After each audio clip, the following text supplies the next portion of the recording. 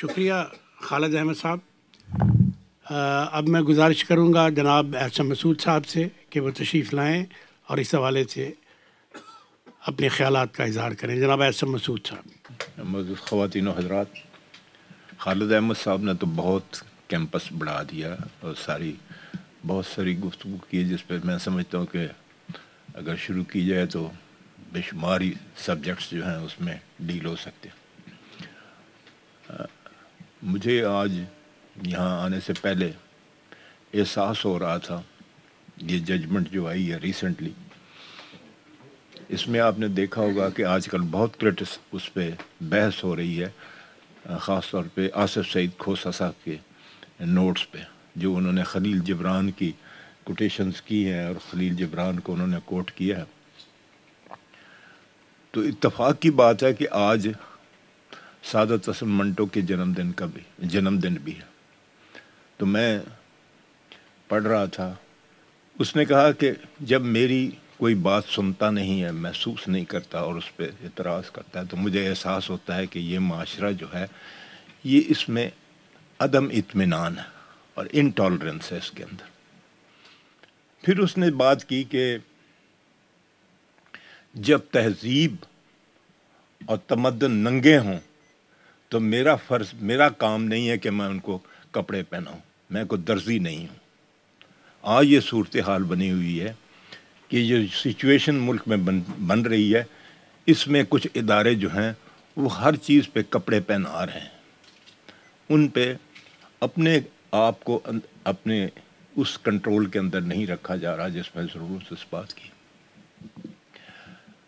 جہاں تک اب یہ کہا جاتا ہے کہ جی جس طرح خالد احمد صاحب نے کہا ہے کہ جی قوم جو ہے تقسیم ہو چکی ہے، اب یہ چھوٹا جو فیصلہ آیا ہے، ایک شارٹ آرڈر، اس نے اتنی بڑا کنفیوژن ڈالا ہے کہ اس کے اندر ایک سارے ملک کے اندر بحث چلتی رہی کہ کیا پرائم منسٹر جو ہے وہ ڈسکوالیفائی ہوتا ہے نہیں ہوتا، کیا سزا ہونی چاہیے کیا نہیں ہونی چاہیے. اس کے وکیلوں کو کرٹیسائز کیا گیا، اس کے جواب آنے شروع کیے، کچھ موریلٹیز کی بھی باتیں شروع کی، قانون کو خاموشی سے جو اس کے جو آئین کے اندر چیزیں لکھی گئی ہیں اس پہ عمل کرنے سے روکا گیا.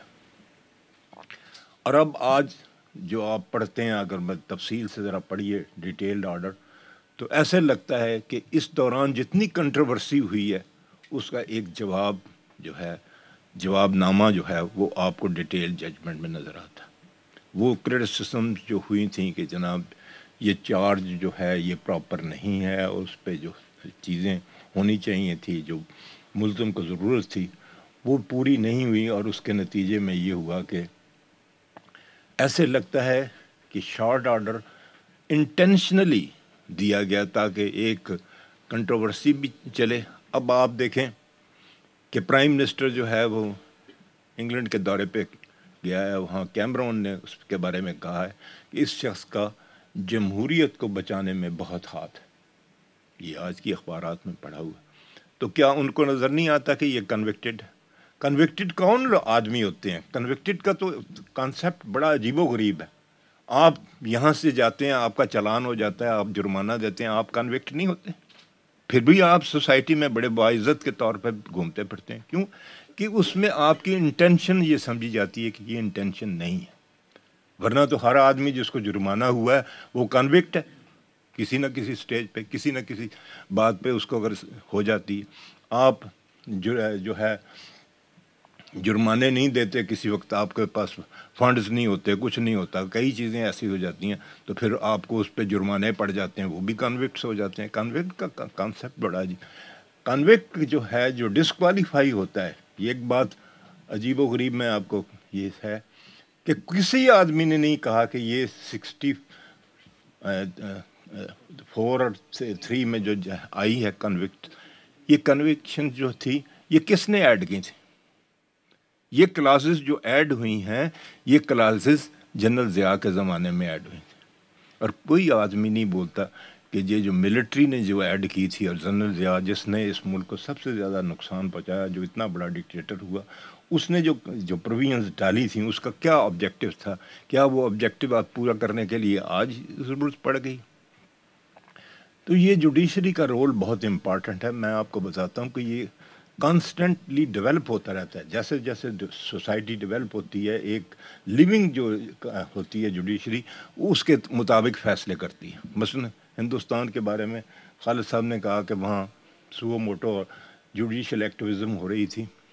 مجھے ایک زمانے میں آفر ہوئی کہ سپریم کورٹ میں ڈائریکٹلی تجھے اپوائنٹ کرتے ہیں. میں سوچتا رہا کہ میں ایکسیپٹ کروں یا نہ کروں. پھر میں نے 2-3 فیصلے ہندوستان کے جو میں آپ کو بتانا چاہتا ہوں. ایک فیصلہ بہت مشہور ہے, وہ سکویٹرز, بامبے کے سکویٹرز کا فیصلہ. لوگ بامبے کے اندر سڑکوں پہ رات کو سویا کرتے تھے. وہاں کی میونسپل کمیٹی نے یہ آرڈر کر دیا کہ جناب یہ کوئی آدمی جو ہے فٹ پاتھ پہ نہیں سویا کرے گا رات کو. تو کچھ لوگ جو تھے وہ بامبے ہائی کورٹ میں چلے گئے. انہوں نے کہا کہ ہمارے پاس تو رہنے کے لیے گھر نہیں ہے, ہم رات کو اگر فٹ پاتھ پہ نہیں سوئیں گے تو کہاں جائیں گے, سمندر میں تو نہیں جا کے سو سکتے.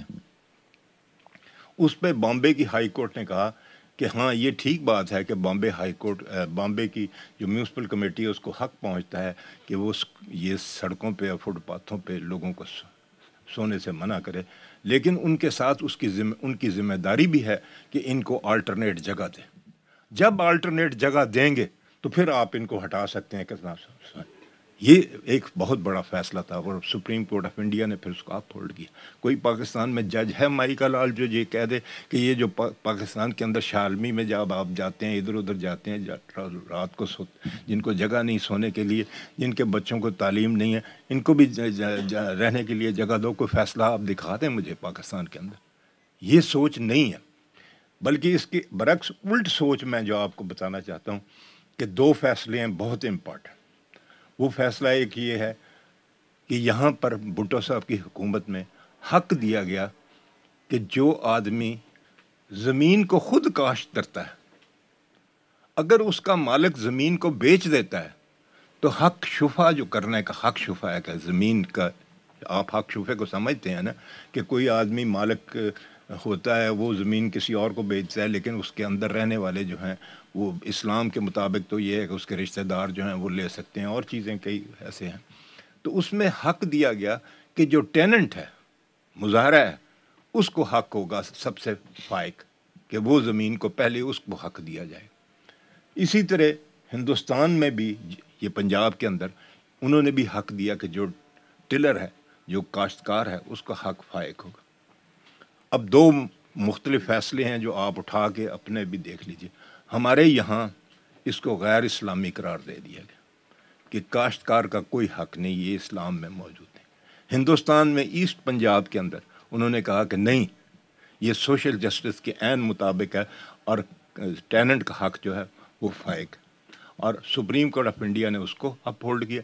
ہماری اسی یعنی بارڈر کے ادھر یہ اسلامی قانون آ گیا. یہاں خدا کا قانون یہ کہتا ہے کہ جو زمین جو ہے جو ٹلر ہے جو زمین کو اس کو جس میں وہ ہل چلا رہا ہے اس کا حق فائق نہیں ہے, اور وہ آدمی جو مالک ہے اور بیٹھا ہوا ہے امریکہ میں اس کا حق فائق ہے. تو یہ تضادات جو ہیں ان کو دور کرنے کی ضرورت ہے. پھر ایک اور کیس کا میں حوالہ دینا چاہتا ہوں کہ ہندوستان کے اندر شاہ بانو کا کیس آیا. شاہ بانو کا کیس یہ تھا کہ ایک بوڑھی عورت کو اگر آپ طلاق دے دیں تو اس کو خرچہ جو ہے اسلام کے قانون کے مطابق صرف 3 مہینے سے عدت کے پیریڈ تک دیا جا سکتا. انہوں نے کہا کہ نہیں, وہ بیچاری عورت جو بوڑھی عورت ہے وہ کہاں جائے گی, اس کا تو کوئی والی وارث ہی نہیں ہے. تو اس کو اگر کوئی آدمی اپنی اولڈ ایج میں ایک عورت کو طلاق دیتا ہے تو وہ اس کا ذمہ دار ہے جب تک وہ عورت شادی نہیں کوئی کر لیتی اور وہ مر نہیں جاتی اس وقت تک اس کو خرچہ دینا کی پابندی ہے. میں نہیں سمجھتا کہ دنیا میں اس سے بڑی انسانی حقوق کے لیے کوئی اور فیصلہ آیا ہو. لیکن وہاں پہ ایجیٹیشن ہوئی اور ایجیٹیشن کے نتیجے میں ہندوستان کی پارلیمنٹ کو وہ ججمنٹ جو ہے وہ ختم کرنی پڑی. تو اس طرح ہوتے ہیں جب فیصلے آتے. اب یہ جو موجودہ فیصلہ ہے, سلمان میرا چھوٹے بھائیوں کی طرح, اس سے میری اس معاملے میں بے شمار ڈسکشنز ہوئی ہیں. یہ اپنی جگہ پہ قائم ہے, میں اپنی جگہ پہ قائم ہوں. بہرحال بات یہ کہ میرا نقطہ نظر یہ ہے کہ یہ ایشو کھڑا ہوا تھا جو این آر او کا ایشو تھا. NRO کے ایشو، NRO جو ہے وہ قانون میرے نقطۂ نظر سے ایک بہت اچھا قانون تھا. اس کی وجہ یہ ہے کہ اس میں لکھا ہوا ہے کہ وہ تمام پولیٹیکل کیسز، ایک خاص جو پولیٹیکل کیسز بنائے گئے ہیں وہ ختم کر دیے سمجھے جائیں گے. اور اس کے لیے جو میتھڈالوجی برتی گئی اس پہ میں نہیں جا رہا.